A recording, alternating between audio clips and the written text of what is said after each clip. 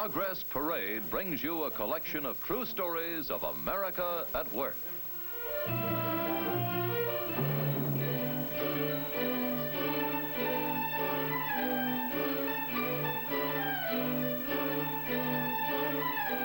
Fishing on dry land? What kind of a fish story is this? Yet it happens all the time wherever oil wells are drilled.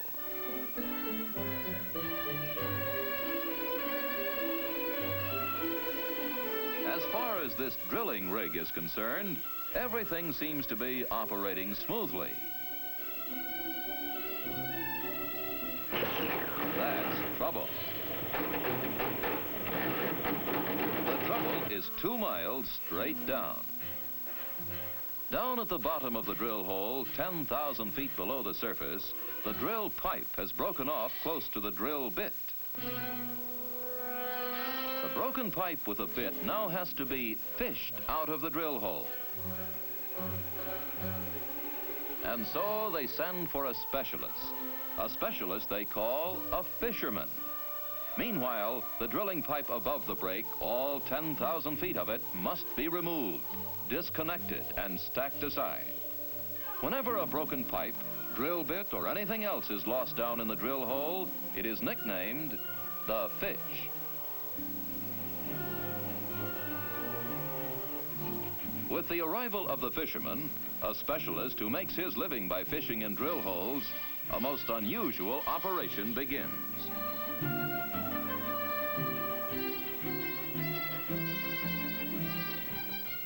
The fisherman sizes up the only evidence available, the jagged edge of the broken drill pipe.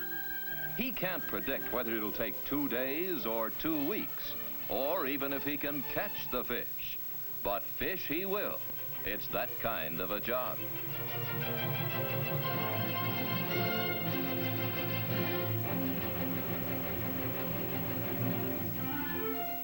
Three days and many fishing attempts later, they try another special fishing tool. Maybe this one will work, but they have no way of being certain.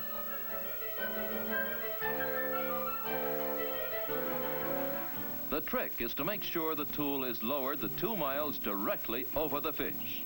Down it goes in the end of 10,000 feet of pipe, expertly manipulated by the fisherman, who has tons of massive machinery and equipment at his command.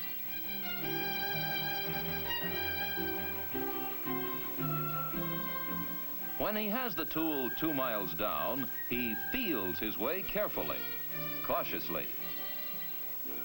He uses the gauges as his eyes, experience as his guide. Down, down it goes over the stuck fish until there it is, caught 2 miles underground.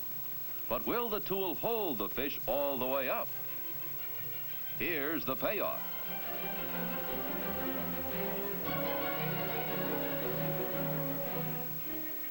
Yes, the fish is caught.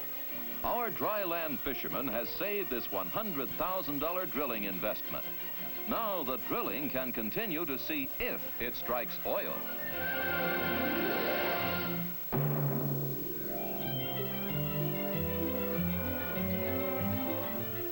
Baby demands comfort, all right, and if he doesn't get it, a formal protest is soon registered.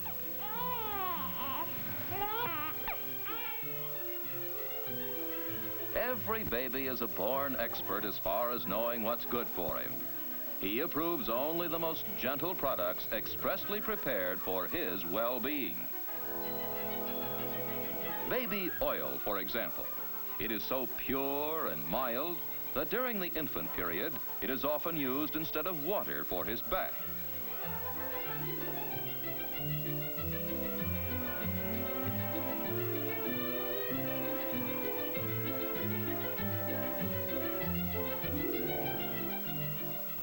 Who would think that from this crude oil, pure baby oil is refined? But to extract baby oil and the hundreds of other useful products from petroleum after it is taken out of the ground requires as many as 10 different refining processes. A fantastic amount of investment, equipment, scientific skill, and complex engineering. competing oil companies spend over $150 million every year in progressive research just to develop and improve new products from petroleum for baby and the rest of us.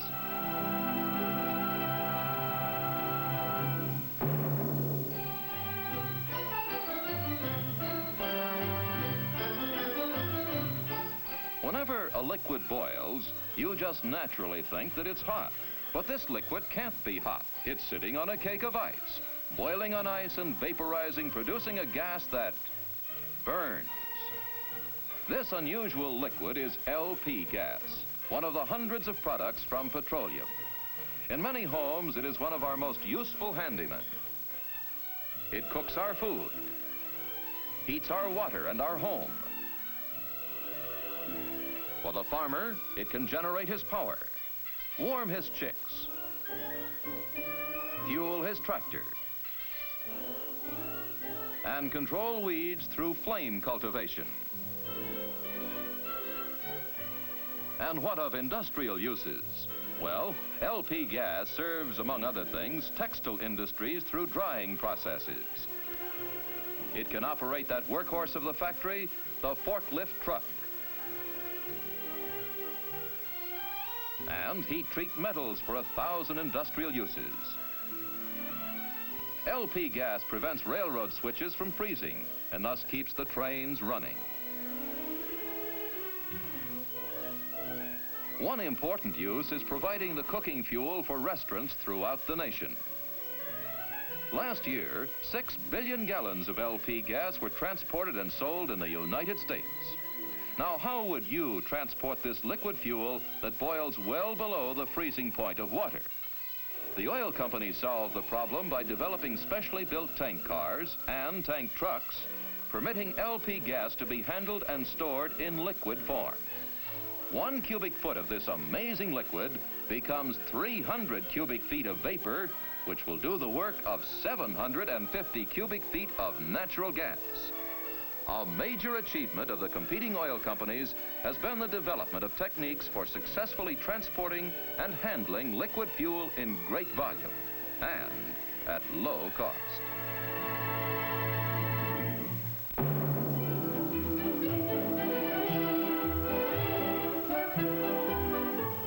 Here's a man who wears 2 hats.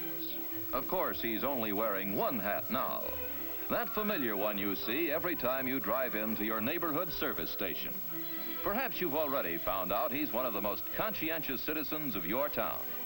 In addition to his regular occupation, he may be also a member of one of the reserve components of the armed forces. Another service station dealer might be a member of your local civil defense organization, or one of those fire eaters on the volunteer fire department.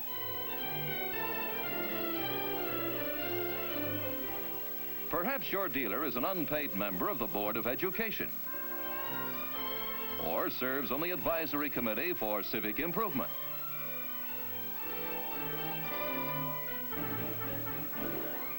Foreigners touring our country have commented many times that service station dealers are the most American Americans they meet. They say the dealers are cheerful and efficient. They reflect the freedom of opportunity we cherish so highly. That's why we say your neighborhood service station dealer is truly a man who is qualified to wear 2 hats.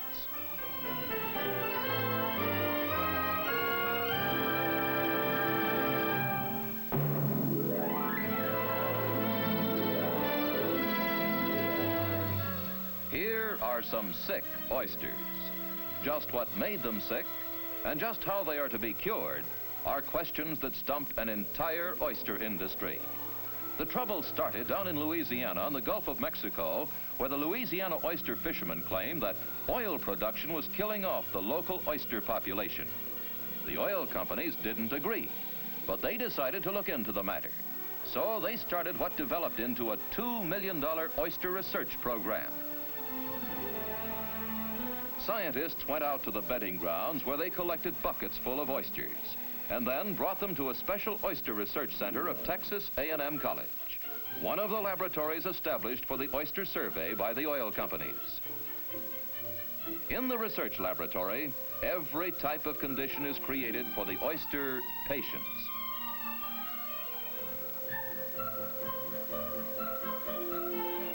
A blanket of crude oil is poured directly on the water.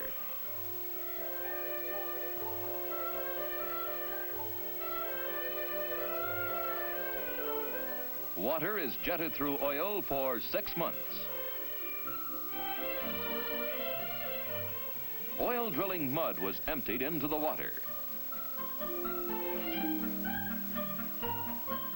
Even dynamite charges were exploded near test oyster beds.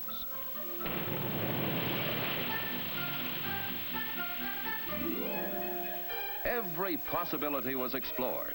After years of study and progress, the results were in. The test oysters showed no ill effects from oil, even under conditions which far exceeded those ever present during oil production. As a matter of fact, the test oysters were so happy, they brought forth new generations to share their lot. They never had it so good.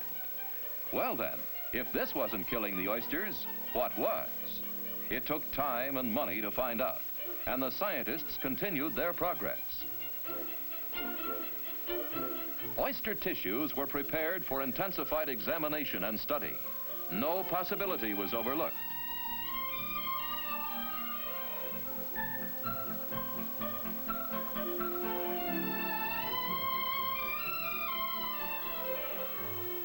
Finally, the real enemies are isolated. The most vicious villain of the lot is Citadel marinum, a species of fungus that is bent on destroying the Louisiana oyster. It was further found that natural changes in the Gulf Coast and man-made improvements such as levees, together with climatic changes, were seriously affecting the proper mixture of fresh and salt water in the oyster bedding grounds. All of these factors were contributing to the reduction of oyster populations. Now that the true causes were known, action could be taken.